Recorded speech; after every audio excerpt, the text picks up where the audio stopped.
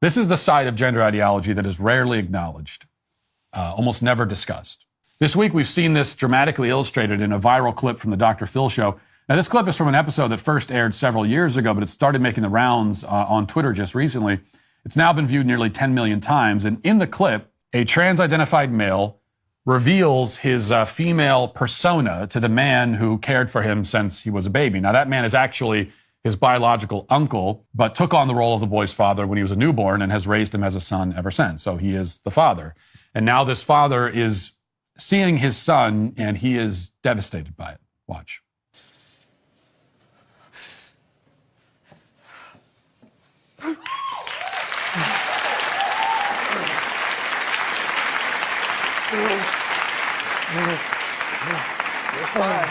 Sit right here.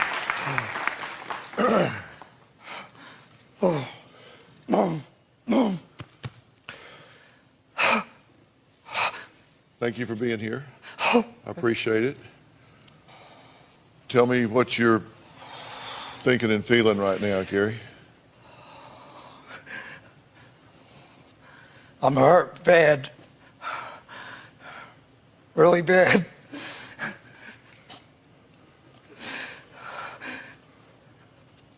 What do you have to say? Why? I just want you to know that you didn't do anything wrong. He didn't do anything wrong. Mm-hmm. He feels like he let you down. He's gone back to the point of, he says, one time for Halloween. Yeah. Talk about that. He dressed up like a girl. I thought it was funny at first. No, I surely don't. I thought it was Halloween, so I just went along with it. Actually pinched him on his behind and said he made a good-looking girl, but I was only joking. He's not a good-looking girl. He's a very beautiful man. One of the most gut-wrenching videos you'll ever see, made all the more tragic by the trained SEALs in the audience applauding and cheering the very thing that has broken this man's heart. Now, I don't know how this moment ended up on TV or why the man, Gary, agreed to go through with this on camera, or if he even knew what he was getting into, which I doubt. But whatever the case, there is much to be learned here. And we can learn first from the entirely predictable reaction from trans activists who have responded to this clip by, of course, deriding and mocking the father. Now, of course, most of these people have done the same thing to their own families, and so when they attack the father, they're really rationalizing their own behavior. This is the case, whatever a trans activist says, whatever the trans activist says about anything, they're always really talking about themselves because all they care about is themselves. Gender ideology is narcissism through and through. It is narcissism distilled down to its purest form. It is narcissism elevated to a way of life. And the narcissist doesn't worry about how his decisions impact anyone else. He sees the devastation and heartbreak of a loving father and feels nothing except anger at the father for daring to have feelings and priorities of his own. Gender ideology teaches the trans-identified individual that the entire world exists simply to affirm him and to prop up and support his self-perception. And since the entire world exists for this purpose, so too does his own family. And the job of each of his family members, as he sees it, starting especially with his parents, is to be a soulless, faceless automaton programmed to accept whatever he does and believe whatever he says and affirm every fantasy he has in his head. He demands that his deepest desires be affirmed and his individual expression be respected, but he doesn't care at all about the desires, hopes, dreams, perceptions of the very people he is making this demand of. He doesn't care about that. I mean, they have feelings too, but that never makes it into the equation, does it? This is what the gender ideologue believes. It's what their religion preaches. It's one of their central creeds.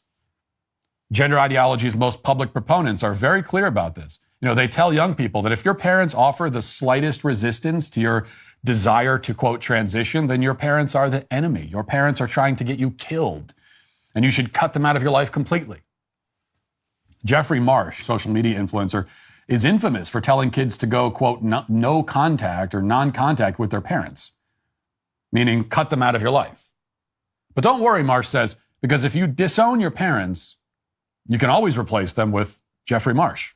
Your parents screwed up.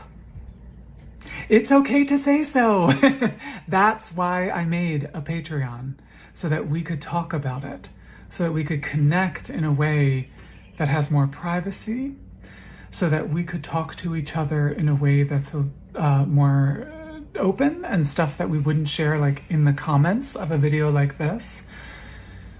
I think you're worthy and valuable, and I wanted to spend more connected time with you, healing together and hearing your deeply inspiring stories. Yes, he wants to connect with you. For the low price of a Patreon subscription, Jeffrey Marsh will be your new father figure or mother figure or whatever the hell he's trying to be. Forget about the people who conceived you and birthed you and raised you from diapers and gave you everything, gave you their lives, gave you their hearts. Forget them.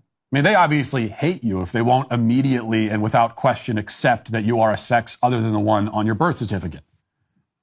Jeffrey Marsh has your real interests at heart. Pay him some money and come talk to him privately online, and he'll tell you all about it. And now we get to the part that very few people ever say out loud. And I have, as you know, many arguments against gender ideology. I've articulated all of them many times. But here's another point in addition to those that needs to be acknowledged. You know, as we know, you cannot be any sex other than the one you were born as. Any attempt to transition is ultimately doomed to failure. It fails before it even begins. But also, not only do you have no choice but to be the sex that you are, you also have the responsibility to accept that fact and live accordingly.